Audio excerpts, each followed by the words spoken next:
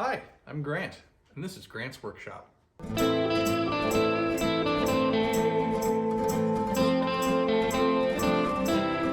Today we're going to try to answer the question, how do I paint this room? Seems simple, right?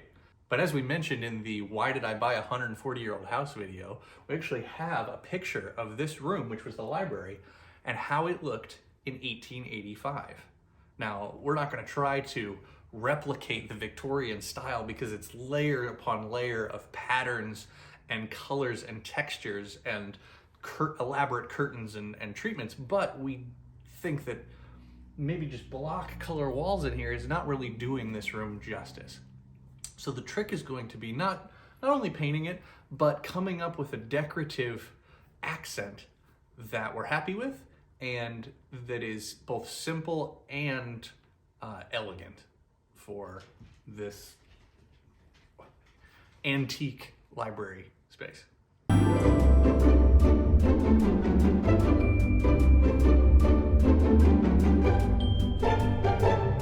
So what do I know about painting a room? Quite a bit, actually. I know that we are going to need some flat latex interior paint. I know that we're going to need to wash the walls before we put that paint up. And I know enough that we can get by without that pesky masking tape. So we've kind of developed a trick where if you're careful, you can do pretty much everything without it. We're going to need to get rid of all this furniture. We're going to need to put down drop cloths to make sure we don't make a mess. Where I don't know is what the stencil is that we're going to use to add a border along the top edge and onto the ceiling, what that's going to look like, how we're going to make it, how easy it's going to be to install that, and once we actually start putting paint to the wall, how good it will look and if we're happy with it. So we'll, I guess our first step is to clear everything out of here, and then we got to go get some paint and some supplies and see what we can do to this room today.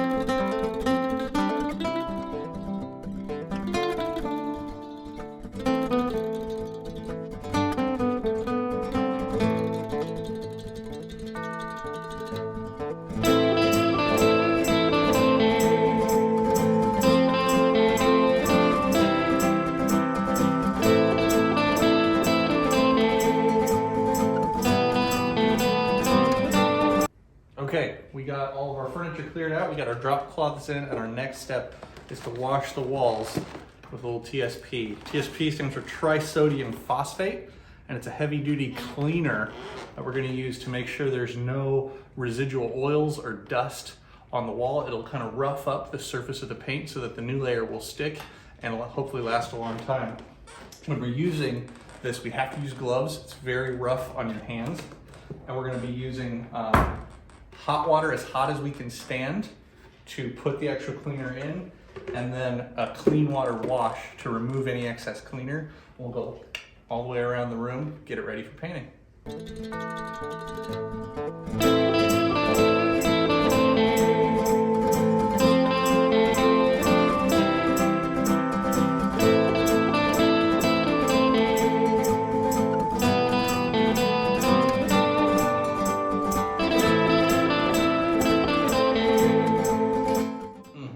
So now that we have washed all the walls, it's time to talk about edging. I hate masking tape, and I hate it for a couple of reasons, and pretty much every reason that I hate masking tape is seen in the paint job that was done to this room before we got here. A, it takes forever. B, it makes you overconfident. Confident. It makes you overconfident in your painting so that you're painting a whole lot over the tape, and a lot of times that tape isn't set correctly. Paint goes underneath the tape, it dries, it leaves you a really terrible edge. And sometimes when you peel that tape up, you put too much paint on the top and it takes a lot of the paint with it. So what we're gonna do instead is we're gonna take our handy dandy little hand bucket here and our exact precision brush, and this has a magnet inside so that it holds your brush for you. It's got a little nice sharp edge so you can get rid of any excess paint or drips. And I'm gonna go around and we're gonna hand paint the edging. And that forces me to slow down. It forces me to be precise and delicate. And it's going to honestly be quicker than if we use paint. It sounds like it wouldn't be, but by the time you went around this entire room with all the woodwork and you put tape up, and then you painted, and then you took a razor and you edged the tape so that it didn't peel the rest of it off, and then you went around and removed all the tape, it's gonna be more time than if we had just been very careful and we wiped up our drips when we did the first thing. The second thing is, and bear with us, the color of the room is gonna be bright yellow. Well, not bright yellow, sunflower yellow? What color is it? Sunflower yellow. Yeah. And the reason some people are gonna be like, oh, you had this beautiful room and you painted it yellow. The reason is because of this tile back here, we had limited color choices, right? We got the cerulean blue tile that's original to this room, and there's certain colors you just cannot paint the walls if that's the case because it's gonna clash. So we're hoping that the yellow, along with some of the edging and the stuff, is gonna really make the room look nice. So we'll see, let's get to painting.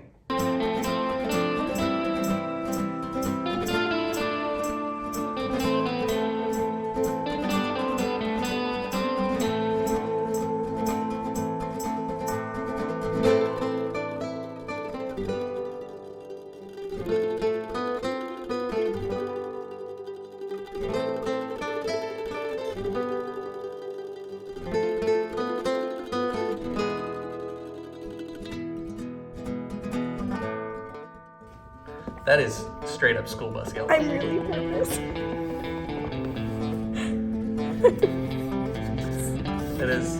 It is gonna look. Oh no. It's gonna be yellow. You picked this color. Okay, so instead of tape, we're gonna use this little brush here. Get my excess paint off. And very carefully, keeping an eye on that edge, on right and down.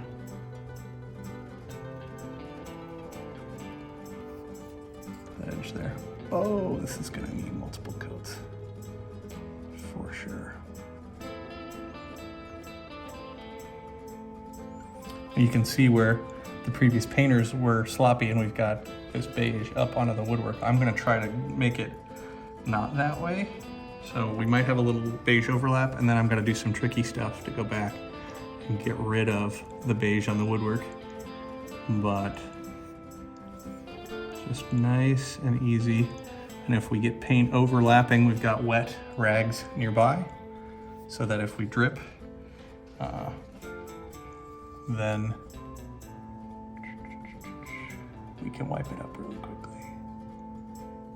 There we go.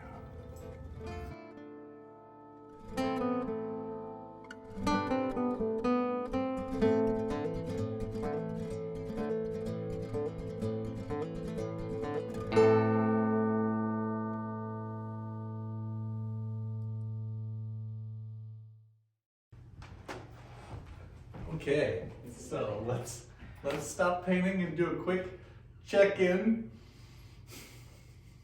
I don't want to. Yeah, let's. This is all about making mistakes. So it's a bit yellow. I didn't pick out this color. No, okay. This color I did not pick out. I picked out Sweet as Honey. This is darker sunflower. That is not my color. Well, I guess we're gonna give it a couple of coats and see how it goes. It's not my color. Or we're gonna open a taco shop. Or preschool. Or a preschool. This is not my color. It's not my fault. Say so in the comments. It's not my fault.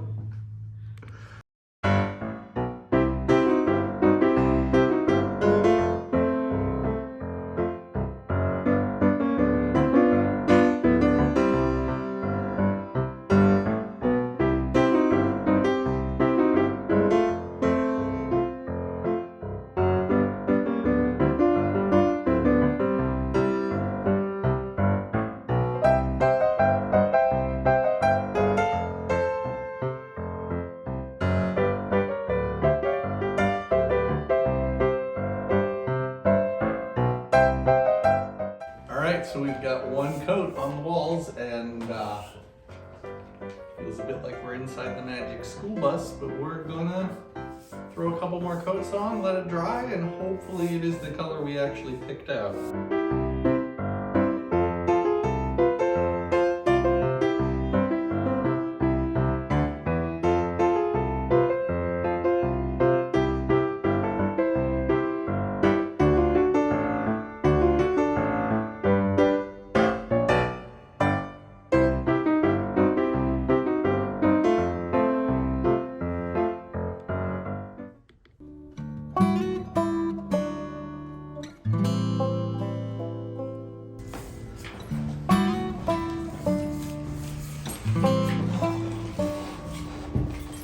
Okay.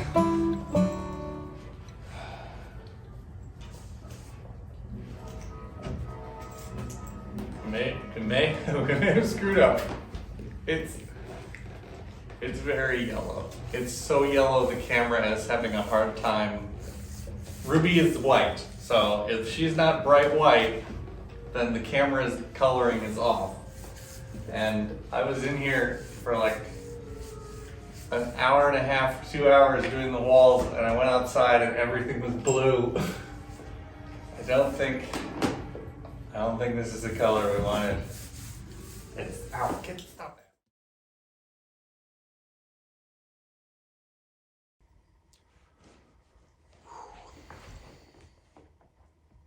So it's the next morning, and I say you should, try to live with it for a while. And yeah, we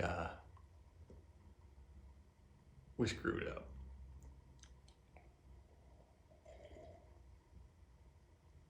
It's very, very, very yellow in here. Some might say too yellow. It's too much. It's too much yellow. So,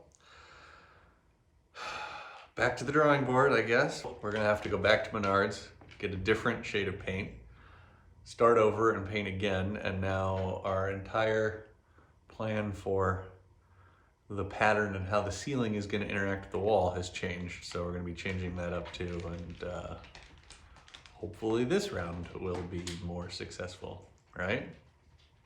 Right? Yeah. All right, we're back here at the Menards paint department, and take two. Need new paint, new shades, gonna try a new plan. We'll go over it later. Hopefully everything works out. It's gonna be weird. Yeah, well, you try and you fail and you try again, right?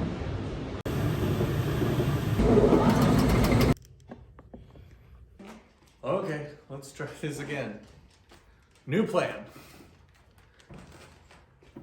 We've got a shade darker into a more golden yellow, and then we're going to, instead of the original pattern I had planned, do kind of a faux drop down of the white so that it kind of impersonates ground molding.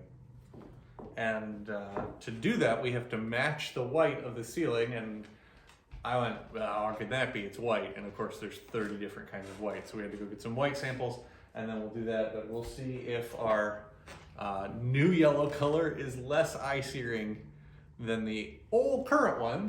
And then we're gonna put some accent walls over here to try to break up some of the yellow, and hopefully it all comes together and we don't have to repaint again.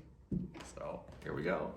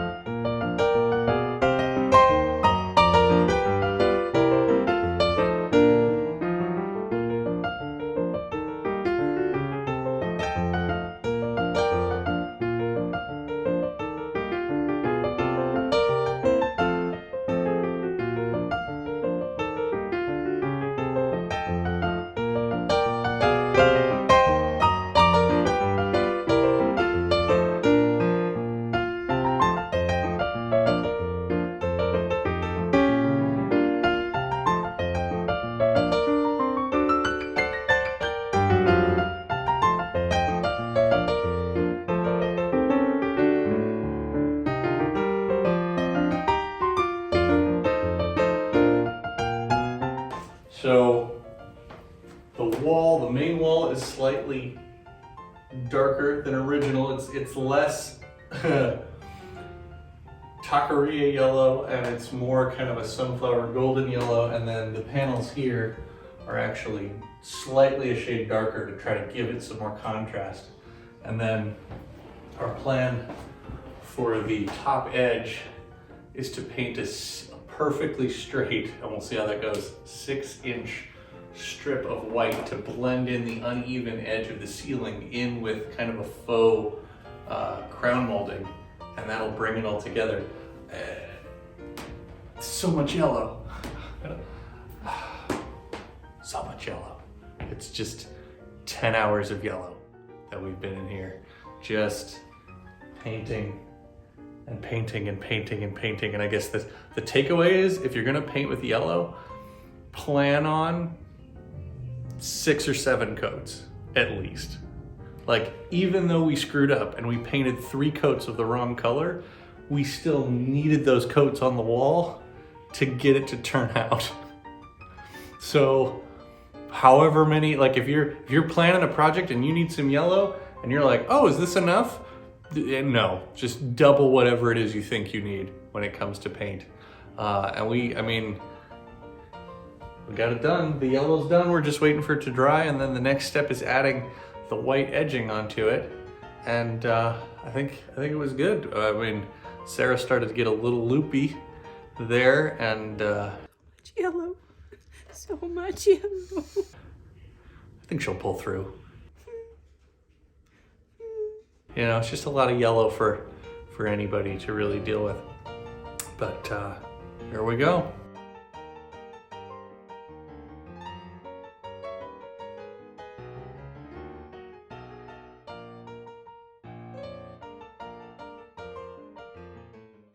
This is so exciting.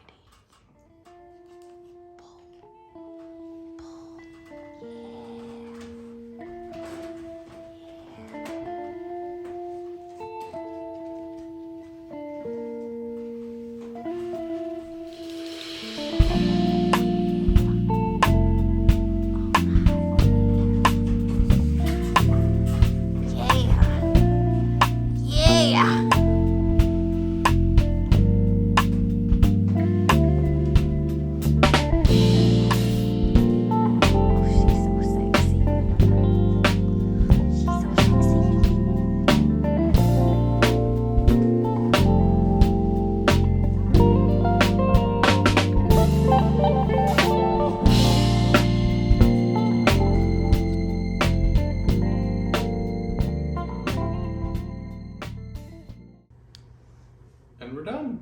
Got everything moved back in. Got the yellow the right shade. We got a nice white band with a really crisp line around the top, and it kind of makes the whole room feel a lot warmer and cozier. And what did we learn, hon? That we need to run all of our colors. Oh yes, that paint panic is real, and sometimes when you panic, it's for good reason, and you should run back to the store and get different paint. And no, I think it went well. And now it's one room down and 10 to go. So we'll have to get everything going. Yeah.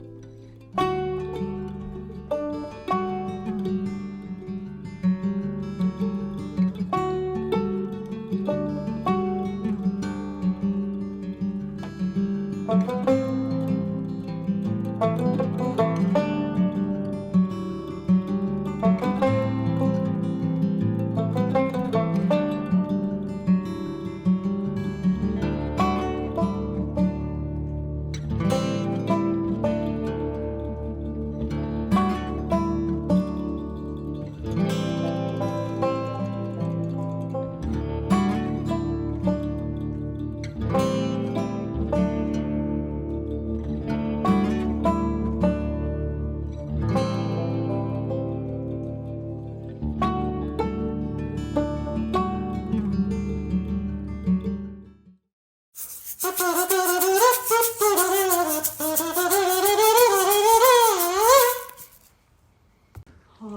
I'm Grant, and I'm going to show you all the reasons that I'm amazing.